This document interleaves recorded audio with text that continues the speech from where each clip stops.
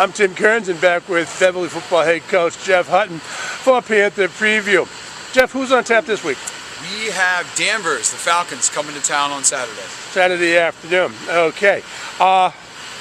Week's preparation going well? Been a great week of practice. Surprisingly, we lost against Masco, a tough game where I thought we did enough to stay in the game, but we just didn't execute like we should have to kind of really put ourselves ahead. We had an interception at the goal line, a couple drives that stalled, and we let them kind of move us around a little bit.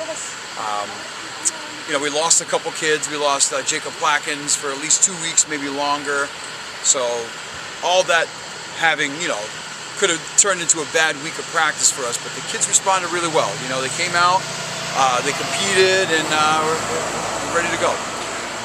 What unique problems will Danvers present for you on Saturday? Well, they're like every other team we played. They're bigger. They got some speed at the running back position. They got a lot of experience.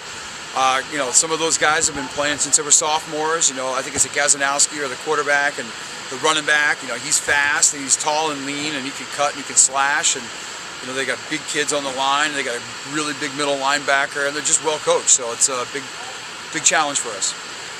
Certainly, one of these weeks the streak has to end. You're going to get in the win column. I imagine you guys would really love to do it against Danvers, a longtime rival. Yeah, that's as big a rival for these kids now as Salem is. I know for the old timers, Salem is still the game, but I feel like in recent history, not the last year obviously, but the kids get more fired up for the Danvers game, which is a big snafu. They should get fired up for every game, but this is one that if you're going to win, you'd like to win this one.